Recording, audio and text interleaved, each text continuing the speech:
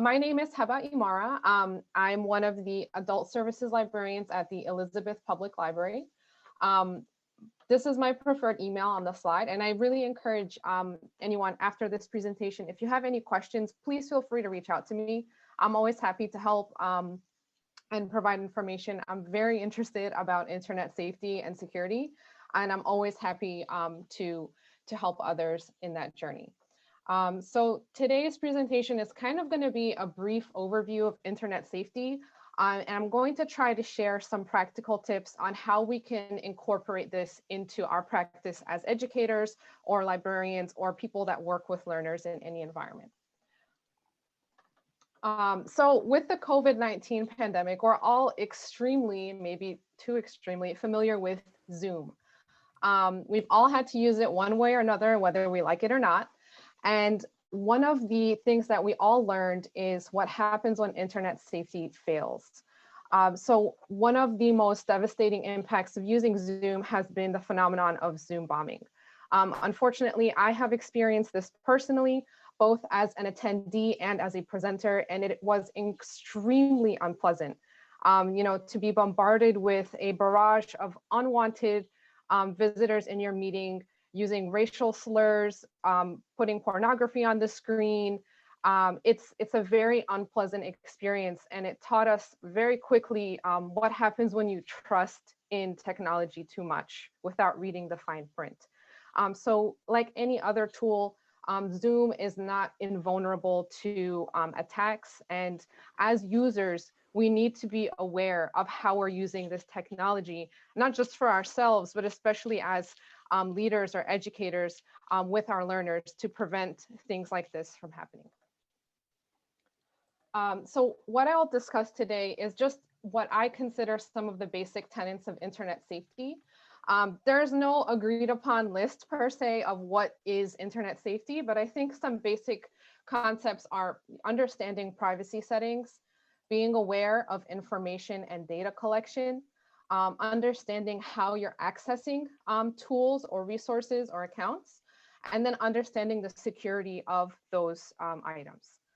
And I invite you throughout the presentation, if you have questions, I will try to keep an eye on the chat, and I'll also leave space at the end of the presentation for questions. I'm very happy to take any questions that you may have. So we'll start with talking about briefly privacy settings. So these kind of talk about what kinds of controls are available to you, how you can limit third parties from viewing or accessing your activities, the kind of information that you share, how you can block or prohibit individuals from accessing you or interacting with you, and how your information is going to be used or not used.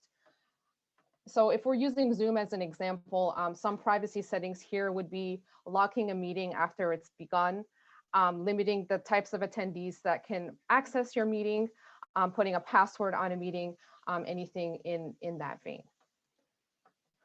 The next concept of internet safety that I'll talk about is information and data collection. So here we're talking really about the information that you provide when you use a service. So if you're creating a Gmail account, that might be your name. It might be another email that you use as kind of a backup measure if you forget your password. If you're signing up for an app like Duolingo, this might be financial information if you're using a paid version. Other types of information are your device's location settings, anything related to that. It could be your photos, it could be your emails. These are all types of information that you're going to be providing or allowing the service to access. And finally, the data that a device or service collects. So again, this could be location settings. It could be something tied back to like technical feedback if your app crashes or something like that. The next concept that we'll talk about is access. So again, this is talking about how you access a specific tool or service.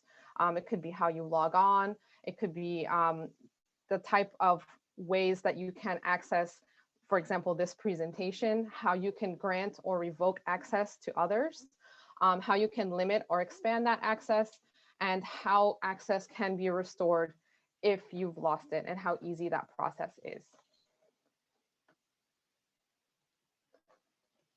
And finally, we'll talk about security. So one popular security measure that you might already be familiar with is two-factor authentication. A less jargony way of explaining this is when you log into an account and you have to confirm your identity more than one time. So typically when you're logging into an account, you might have to enter your password. When it's two-factor, you may also have to enter a text confirmation code or email confirmation code.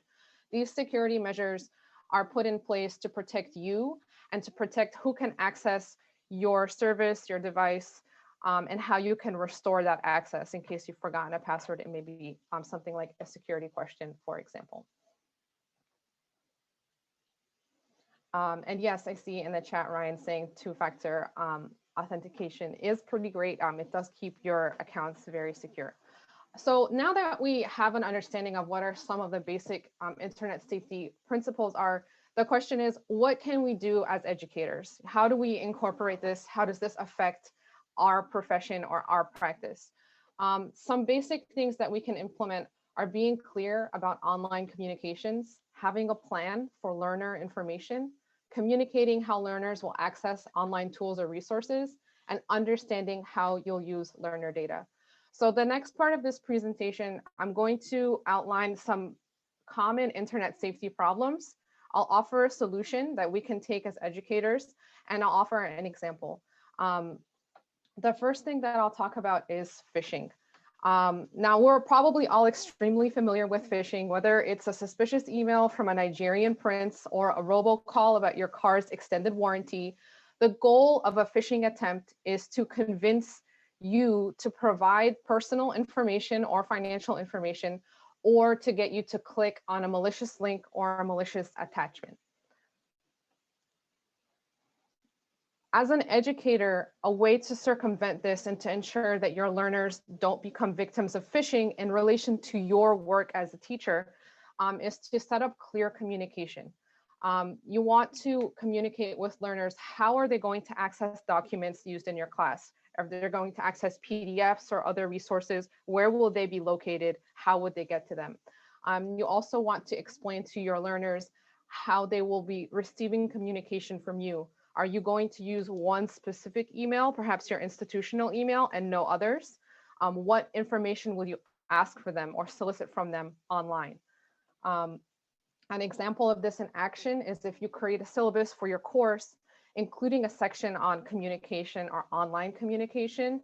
And here you might outline, I will only use my institutional email, which is, xyz@institutionname.edu to communicate with you. We will be using an online learning platform, something like Canvas or Blackboard, to discuss course materials. You might want to clarify how you'll be communicating feedback with your learners. It might be through an online learning platform. It might be through email in a Word document as an attachment.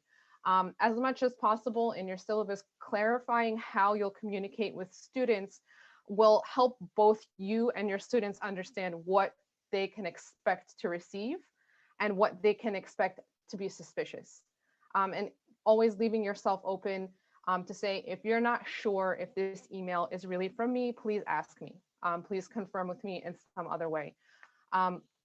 So the goal is not really to make you the expert on phishing and kind of instruct your students on, this is phishing, this is how you do it, but to just ensure that you're keeping up good practice as an educator and exposing your students to some of the vulnerabilities, but without necessarily outright instructing them, this is phishing and this is how you avoid it. The next problem that you and your students may encounter is malware. So one of the goals of phishing might be to get you to install malware on your device. And malware is any type of intrusive or malicious software that has a negative effect on your device. It could be kind of tracking your movements. It could be ransomware, which is what recently happened with the cyber attack on the pipeline that you might have seen in the news. It could be any kind of combination of these things. So as educators, one possible solution to avoid this is providing information on any downloadables that you will be using in your courses or in your online learning. So for example, if you want your students to use Duolingo as part of their second language training, you might want to give them a direct link to that tool rather than expecting them to find the link on their own. On stores like Google Play, anyone can upload any application at any time. So it is, while unlikely, it is possible that someone could click on a fake Duolingo application and download the wrong service. Any other type of app or downloadable, you want to make sure that you make your learners aware of the information they'll have to provide. Again, if we use Duolingo as an example, most of you may be requiring just the free version. So making sure that your learners are aware you will not be paying for this service and you will not be entering your credit card information. This again helps you protect your learners by letting them know exactly what they'll need to do to use this tool for your class. And finally, you'll want to explain any privacy or security settings that your students may need to implement. So if we're using Zoom as an example, and you want to encourage your students to use Zoom with each other, you may want to let them know about the privacy settings they can use to limit anyone else from accessing their meeting, or how they can share their meeting information with each other safely.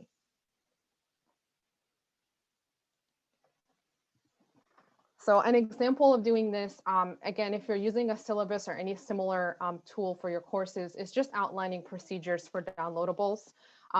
Again, this could be giving them a direct link to the service that you want them to use, and also giving them some information on how they can identify reliable websites or sources for download, either linking to the company website, or if you're asking your students to do scholarly research, encouraging them to use perhaps a library website to find online resources rather than simply Googling scholarly research on Google and having sources from the open internet that way.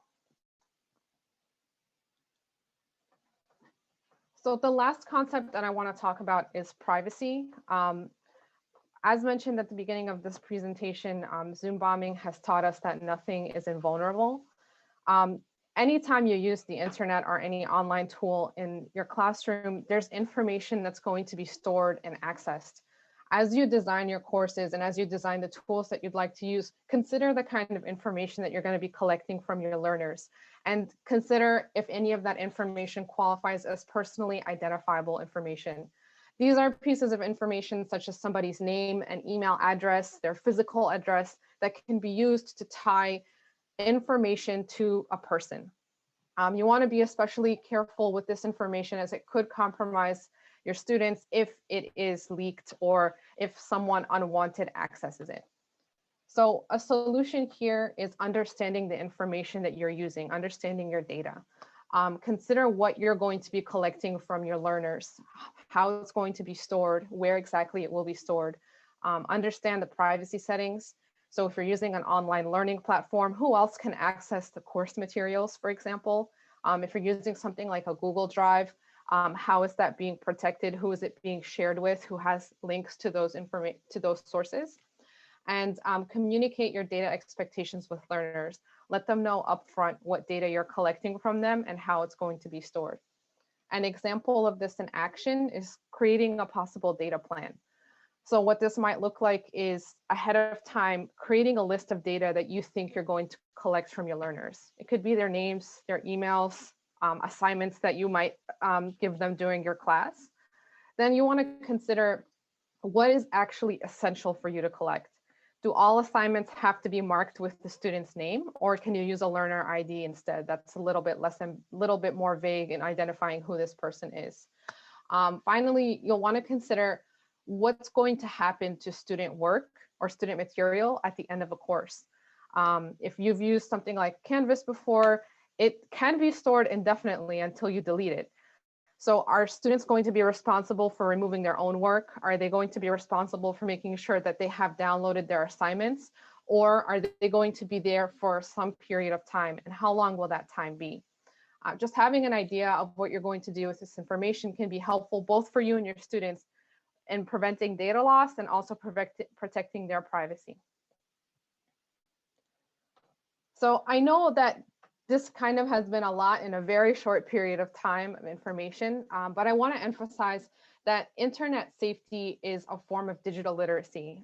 The American Library Association defines digital literacy as the ability to find and use information and communication technologies to find, evaluate, create, and communicate information. Um, this is a necessary skill for all of us in the 21st century, and it's not something that we're going to learn overnight. It's not an expectation that you'll know all of this tomorrow and that you'll be a master of privacy and security settings, but it's something that we can build on gradually and start to understand more and more of how it fits together. Just like with anything else, small steps can lead to big changes. This presentation and the information that I'm sharing with you is really more of the tip of the iceberg. There are lots of other topics that are worth expanding on and learning more of.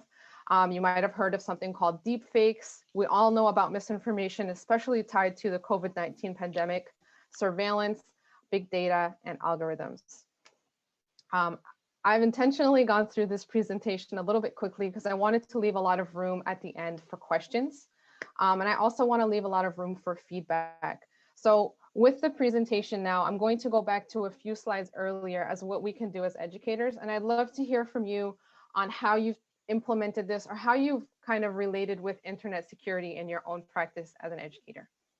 All right, thanks, Hebah. And so we can either, you can raise your hand or in the chat. Already, I think one of the most important things that you shared already was letting your students know where they're going to hear from you from.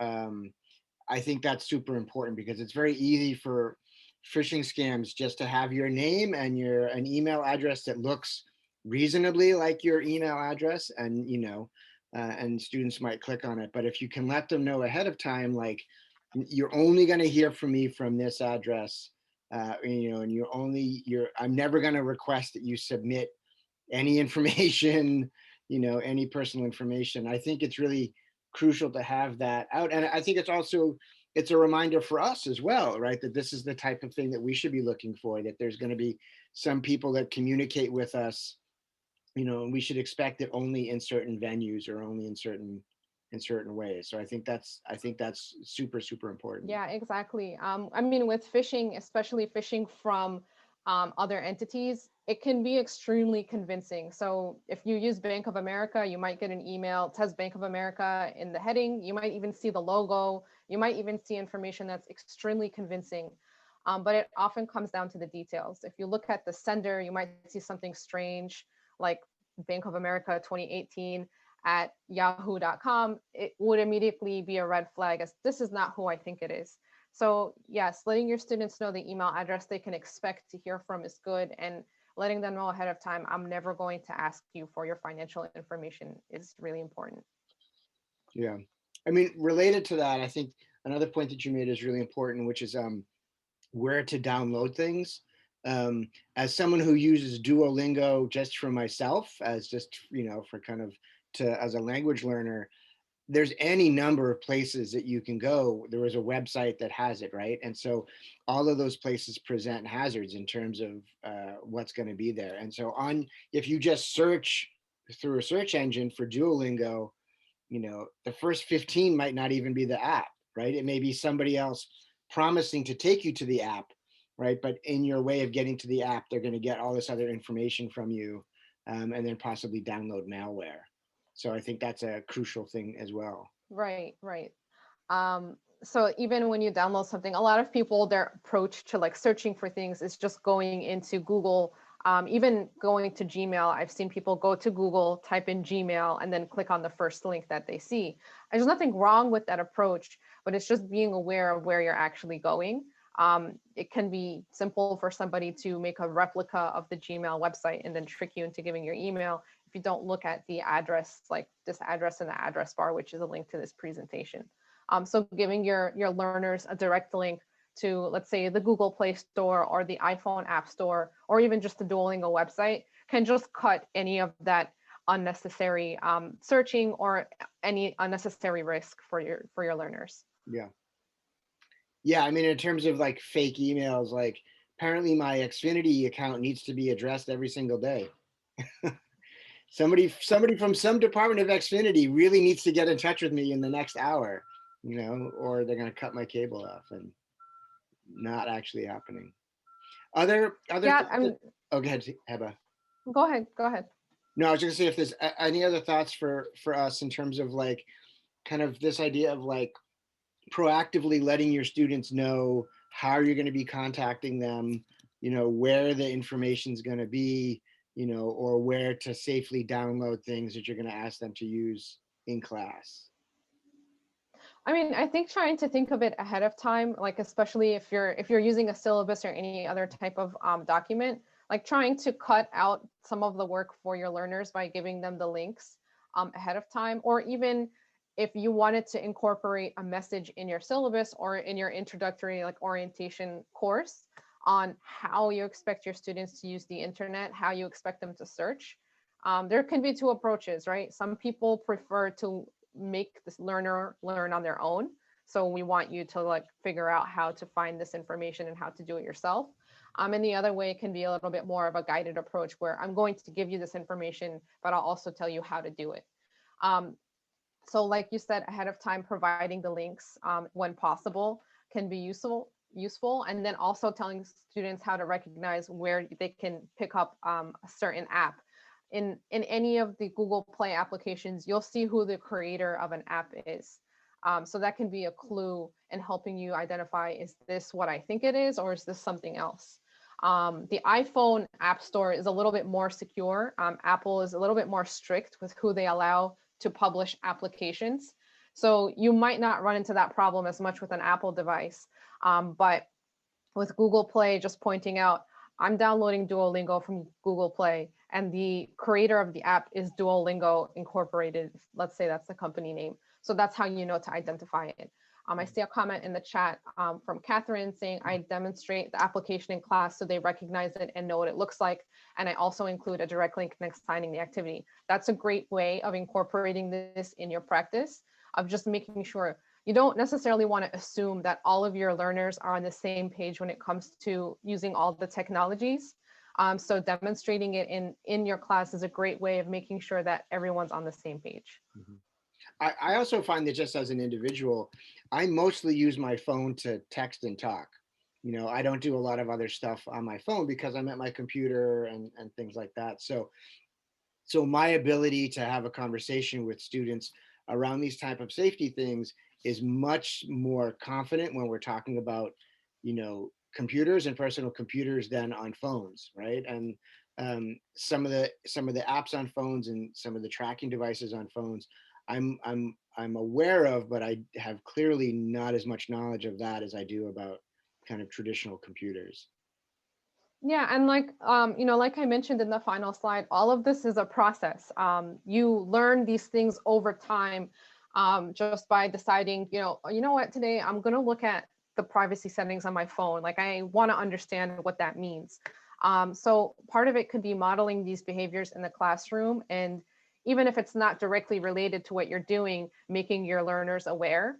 I don't believe Duolingo tracks your location, but assuming it did ask you for that, kind of even dropping a line and saying, you don't need to give Duolingo your location. If you don't want Duolingo to access your microphone, you can turn that off.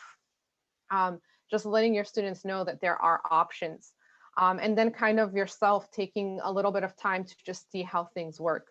Most of that is, through trial and error. You can go on and read about different security breaches or different other types of issues, but just to do something simple in everyday practice is just be aware of how your information is being used, what your apps are accessing, and how to turn it off if you want to. Mm-hmm. So what are there concerns for the folks that are on the call? So that your students express to you, like questions that they have about internet safety, concerns that they have, or things that they've taught you about internet safety. I remember a few years ago talking to my students and other folks that make the road, New Jersey, about using Signal to text each other because Signal was, hopefully a little bit harder to crack in terms of, encryption and stuff. And so So are there other things that your students are talking to you about in terms of safety or teaching you about safety? And you can either, raise your hand and then chime in, or. So here's a question from Aggie about what guidelines should educators follow when working in a public school, specifically FERPA? So for guidelines regarding what you should be following in your public school, I think it's important to reach out to your district's or your school's IT department. They would hopefully have the best information on guidelines that you're mandated to follow by law. And then regarding what you can do personally as an educator, IT departments are excellent resources, but they aren't aware of every problem that exists. Even with the Zoom bombing phenomenon, a lot of IT departments didn't know the problem would occur until it actually happened. It was more of a reactive situation than a proactive one. So especially in cases where you're adopting a new technology, or even if it's something you've been using for a long time, like Google Classroom, just trying to go, I'll go back to the slide on the basics of internet safety, just trying to look at, how are these things interacting with the tools that you're using? What are the privacy settings? What information and data is being collected? How are people accessing these tools? And what are the security features like authentication, password protection, like for these tools? As an individual, these are things that you can do just to increase your knowledge and awareness of the tools that you're using in your classroom. For those of you that are working in, say, community college settings or other public settings, are you getting information about FERPA and other guidelines that you need to keep in mind when you're interacting with students online? Can I share something funny with you guys? Sure. Yes. Okay, so I worked, in the evenings at a county college. Our IT department was so swamped. We had two different grading mechanisms. One of them, they thought both of them were working. One of them was not. The students couldn't even get their grades. It was that sort of chaos. So from what I see of the community colleges that I've had experiences with, is that the IT departments are in over their heads with work. And a lot of these security issues, their default mode is nobody has access. So we can't have a security issue. Students couldn't get into the classroom. I was listed as a student, so I couldn't give out grades.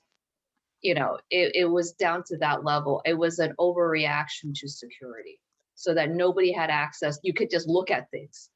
That was it. I don't think, this pandemic was a good indicator as to what we really are capable of. But I will say this, it's better to have less access and to request for it than to have complete access. Yeah. Because of the potential damage done to the network and but the potential damage, sort of violations of FERPA. Yeah, well, so the good thing is that community colleges are not really under FERPA. It's really it's the high school students who are in the community colleges. They're under FERPA. So that's another thing that happened. It's because the community colleges saw that they had increased clientele from the high schoolers.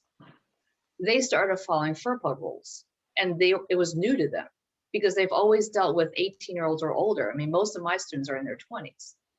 But all of a sudden, I had a 16-year-old in my classroom. That was something that we never saw before. Mm-hmm. It was a bright 16-year-old, but, it was still 16-year-old. And so that because the community colleges are now accepting high schoolers as students, they're starting to follow FERPA, but because they're so, it's like I said, they just say, okay, no access unless you request for it. In other cases where I am, as a public school system, we only had 3 IT people for an entire school district of 6,000 kids. It just wasn't enough. So there had the exact opposite reaction, was like, well, we don't have any policies. We just want to make sure the students can get into class. So there were no policies. So like, you know, the whole thing from what because I teach computer science, from what I saw was just, there was security breaches everywhere. So my two experiences have been very extreme. I have not worked for a school district where the IT was properly staffed and was well funded. I haven't seen that yet. Yeah, so there can be like some severe limitations with IT. And I think you brought up two really great points, like what happens when there's too much control and what happens when there's not enough. I think IT is one of those things that it can be intimidating to a lot of people. It's one of those things that, especially when you come to privacy or internet safety, if you don't have a strong understanding of how it works, it's easy for someone else to hit you with a lot of jargon and kind of intimidate you out of that process. One example in a larger scale is the use of algorithms in terms of like, how do you assess teacher performance? When you don't know how that algorithm works and no one can explain it to you, you won't understand how you're going to be affected. So this was a real issue that's described in a book, Weapons of Math Destruction, by Kathy O'Neill, where teachers were being assessed by a black box algorithm, meaning nobody knew how it worked. Nobody could explain to the teachers how it actually worked. And decisions on their promotion or termination were made through that algorithm. So some teachers were fired, even though they had extremely good records, because standardized test scores were too low. And that was the main data point the algorithm used. So just like in IT, when there's not a clear understanding on how these systems work, you can feel powerless in terms of, I don't know how to use this, I don't know how it works, and I don't know what to do with it. So part of that can be trying to demystify what are you actually doing, what's actually going on with the tools that you're using. So in cases where your IT department is stretched, kind of trying to advocate for yourself and form a culture with your colleagues where you can go in and learn about these tools as a group or as a community, just so that you understand. In cases like Ms. Song mentioned, where there is no policy, you can empower yourself to be the one to make decisions or even make suggestions on policy. You have that right as an educator, as someone who interacts with the technology. In an ideal world, your IT department should also be listening to your suggestions to create policy. If you're noticing something on the ground as an educator, let's say I'm noticing that people are joining my Zoom meeting from different devices, from different computers, students I don't even know are here. It could be a point of discussion with your IT department to say, how can I limit access to these meetings? How can I control who enters them and who leaves? So part of it is trying to demystify IT and understanding that this is something that everyone can learn. And in many cases, the information can be accessible. It just requires that kind of culture of exploration with your colleagues, and then feeling empowered to make suggestions to your IT department and saying, look, we really need a policy on X, Y, and Z. Or if the reverse situation is in place where everything is completely locked down and there's no access to anything, saying, I understand that we have these protections or the accesses are limited, but as the teacher of this course, I need more access than just student access. I need greater access to do X, Y, and Z. I think another thing on the list here of the basics of internet safety that we haven't talked that much about is the data collection part. And in the past, I've done workshops where I've had people go and look at their Spokio like accounts, right? And you can see what the internet algorithm thinks you are, right? And that who it thinks you are, right? On the basis of where you've lived, like who your in-laws are, right? And there's these different versions of you out there on the basis of algorithms that have scraped data from various interactions you've had online. And it's really frightening sometimes when you kind of pull back that curtain and you can see who they think you are. Like I remember doing it once, and they had there's like 5 different versions of who they thought I was based on where I lived, and who they thought I was married to, or who my siblings were, and what my home value was, and my voting records were like. So there's a lot of information out there about us that isn't necessarily correct, right? It's an algorithm trying to make sense of who it thinks we are, so then it can sell that to an advertiser or sell it to somebody else so that they can target us. So I'm not sure that people know how much data scraping goes on all the time about, based on our interactions online. Yeah, I mean, I think something as benign, we all think of as relatively benign, is using social media. You would be surprised how much information can be gleaned about your behavior and you as a person from how you interact on social media. So a few years ago, there was controversy with Facebook. People believed that Facebook owned your images. In the reality, if you read their privacy terms and conditions, they don't own your images. It's your intellectual property. But they have the right to license and use that as they wish, as long as the image is on their platform. Even if you delete it, if someone else has shared that picture, they can still use it. So kind of understanding, if you're asking your students to, let's say, create a project on Twitter. This is a real assignment that I had as a graduate student, where we had to live tweet our experiences using different technologies. There's nothing wrong with this assignment, but making your students aware of how are people going to be interacting with your tweets. Can you keep your Twitter account private while you do this assignment? Do you have to share your full name? Can you use an alias? Kind of giving your students these options if you're going to be using these technologies with them. I see there's a comment in the chat saying we've allowed one-on-one instructors to use platforms they're comfortable with during COVID, so they'd be able to continue. And we should shift to one platform so we can train accordingly to the same privacy. Yeah, giving people enough time to be comfortable with platforms is very important so they can understand how they work. As a teacher, you'll need to be more familiar with the platform than your students, so that you're not only teaching yourself, but you're teaching your students how to use that platform too.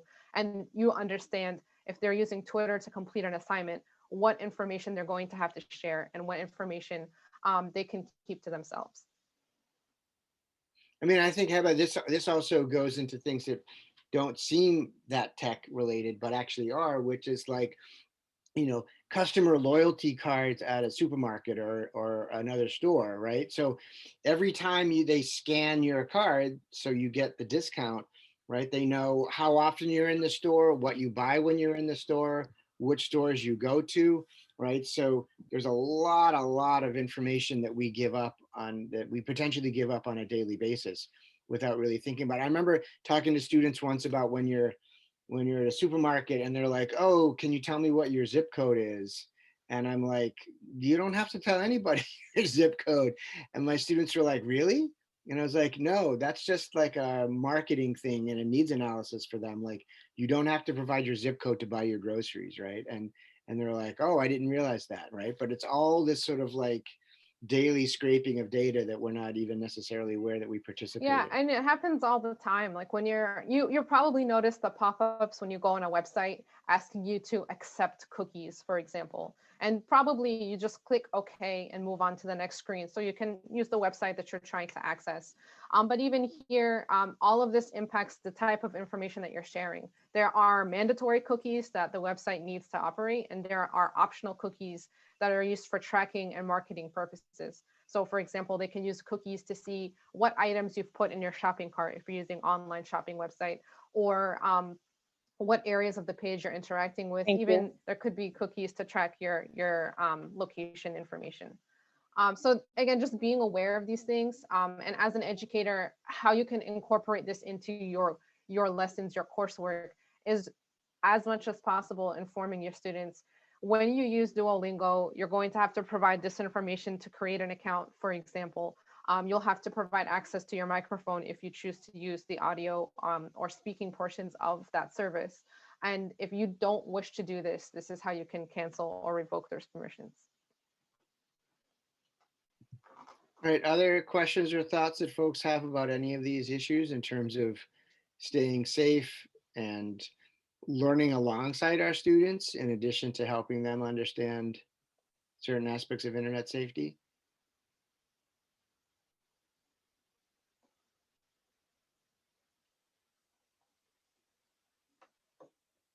So Isabel's just kind of explaining how cookies work. There's also beacons, which like kind of broadcast it more broadly, right? Yeah, they're just different things. And yeah, like Isabel is saying, cookies aren't necessarily a bad thing. Like some of them are necessary to allow the website to work. Any kind of website, like let's say you're taking a survey online that tracks your progress in case you got kicked out of the survey and you come back in, it's a session tracking cookie. So it just identifies you were the person taking this survey and here was your spot in the survey, so you don't have to start over. So they're not necessarily bad. The only important thing is just realizing, what is it even a cookie? What does it do? And how can I control access if I want to?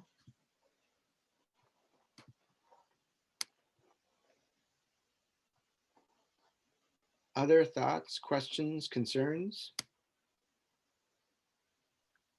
Okay, here's Cyberbullying. cyberbullying. Yes. So again, like cyberbullying, it comes to when you're using these online platforms. And this again could be part of the security portion if you're thinking about like what tools are my students using or my learners using. So just being aware of the different spaces and how students can interact with one another. I was speaking to a friend of mine who works for a nonprofit that deals with high school students, and they had created a Slack channel for those students, but they revoked that access when they were concerned about, okay, well, how are they going to interact with each other? If this is a service where they can send direct messages to one another, how do we monitor that? So in your space as an educator, kind of being aware of what sources or what resources are students using to communicate with one another. You can create a code of conduct. Many places do this online, and you can, outline that in your syllabus and say, I will not tolerate these kinds of behaviors on the learning platforms that we're using. If it's Google Hangout messages, or if it's private messaging in Zoom, there are ways to track these things. So if you record a meeting in Zoom, it records the full transcript of the chat, even if it's direct messages to individual participants. So that could be one way, if you really wanted to analyze everything that's going on, of seeing, are students bullying each other in my Zoom meetings? Having the code of conduct, and then even maybe creating an avenue for students to contact you directly or anonymously to notify you that, hey, a student is violating, the code of conduct that you've laid out. They're messaging me, they're harassing me online. Being aware of the spaces that your students are using and giving them avenues to address complaints or harassment is important. I mean, I think one of the things about cyberbullying is that in part, it's not a tech problem, right? It's a people problem, right? So there's things that we can do, but a lot of it is cultural and social, right? And so what young kids are seeing grown-ups do, what grown-ups are seeing each other do, right? There's not a tech solution for that. There's a, sort of training and ethical and reflective section part to that.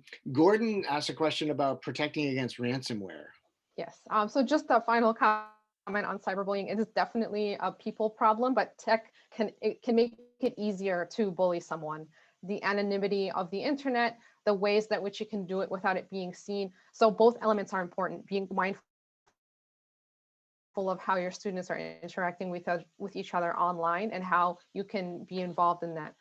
So the ransomware question is excellent. Again, the recent attack on the oil pipeline is a very glaring example of what happens when someone is infected with ransomware.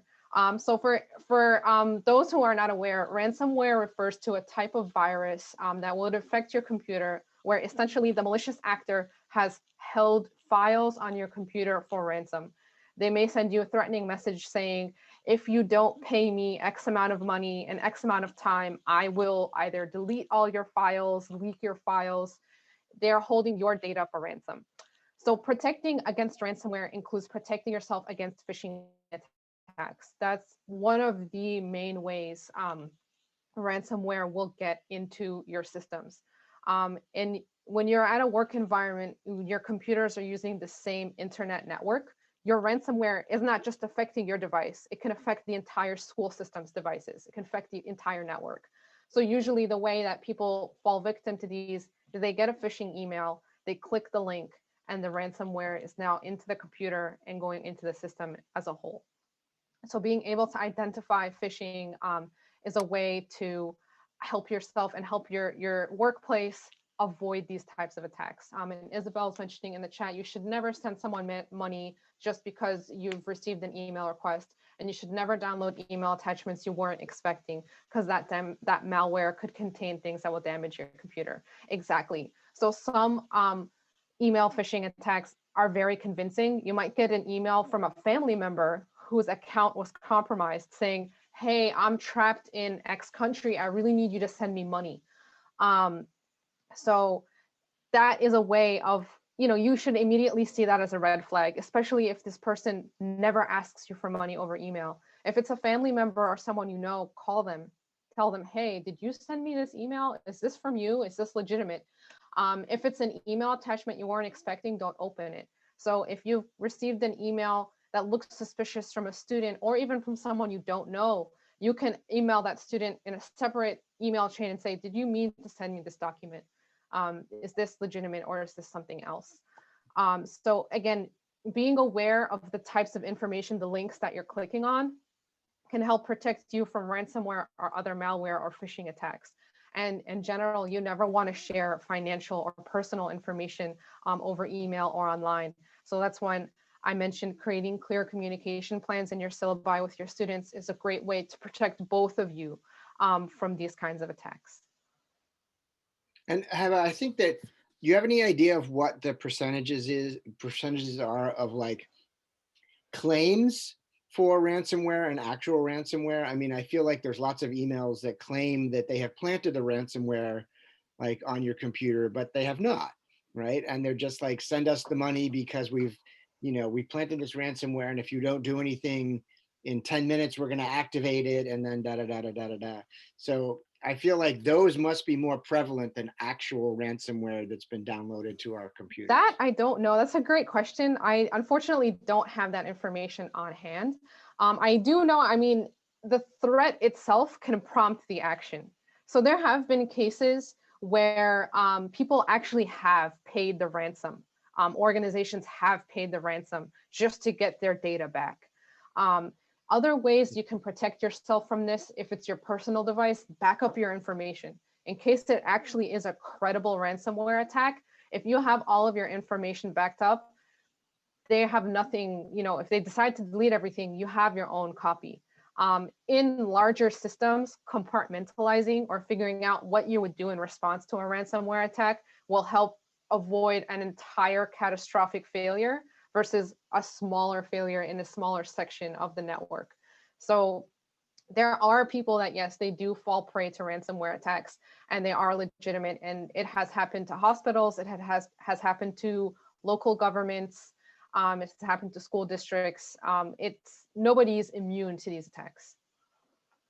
Yeah, I just feel like sometimes when people get these phishing things that say that they have been infiltrated, they panic and they pay, even though the person hasn't done anything with their data. It's just, here's money. I'm sending you this money with the hopes that you're not gonna, do something with my I mean, the computer. whole point, the goal of these attacks is to threaten you. I've received phishing emails saying, I caught you doing this. I have your password. And they actually have an old password that I've used.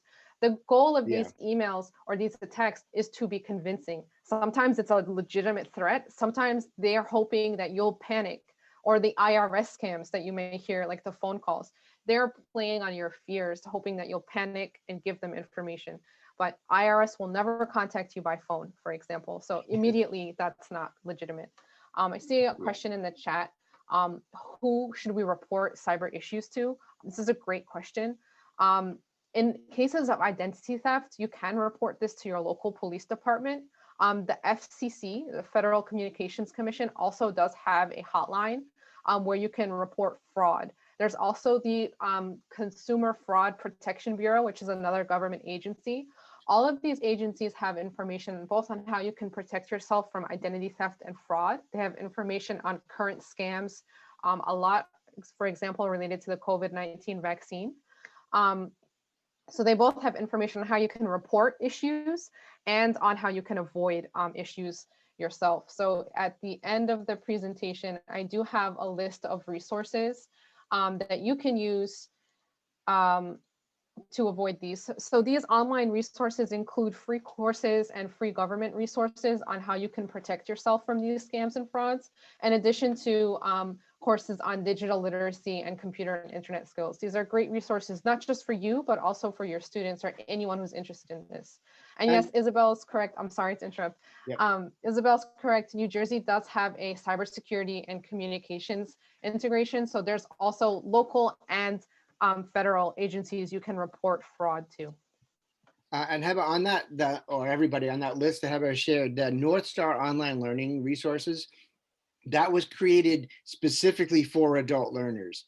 So some of these other resources are for general audience, but the North Star site is specifically for adult learners. And so it might be a particularly good resource for you to check out and for you to have your students check out. Yes, and it's currently free. Usually, I do believe North Star is limited to certain group members, but they have made a lot of their materials free right now in light of the COVID-19 pandemic. The NYC digital safety training for library staff is useful for everyone. It's useful if you do work in a library setting, but it can be transferable if you don't. It's just a primer on internet safety. I'm also going to add a link to this presentation in the chat. Give me just one moment. I realize I have the Zoom link copied. No, and as Lynn is saying in the chat, government agencies are not going to contact you by the phone, right? They will never contact you by phone. So ICE is not going to send you an email, you know, like saying if you pay $75, we're not going to come to your door. Exactly. So just knowing like how, again, using the websites like the Consumer Fraud Protection Bureau can help you identify these scams from the beginning so that you are aware of them and you can avoid them. I'm going to stop sharing momentarily just so I can copy the slide for you. And I've just put the link for the PD certificate into the chat as well. So for the folks that want and need the PD certificate, you can click on that and that'll take you to the session. So this is the link to the presentation. I invite you to look at some of the sources that I've used. I invite you to look at some of the resources. And like any librarian, I provided you with a book and documentary list. These are on more wider issues. So books like Algorithms of Oppression explain how tech companies have used algorithms to further social inequities. And to hamper social justice issues. And some of the documentaries listed, such as Coded Bias, give you concrete examples of how these algorithms and how uses of data and surveillance impact real people in real life. Okay. And I'm putting the link again, just in case. The weapons of mass destruction has been on my to get list for a while. So this is going to spur me to actually go out and get it. Yeah, it's a great book. You'll be angry reading it, but that's on purpose. Like that's the point. And I encourage you, if you don't want to spend money, the local library probably has these books for free, or they will gladly try to find them for you. Yay, libraries. So we have a few more minutes. If there are any questions, please, I invite you to ask in the chat.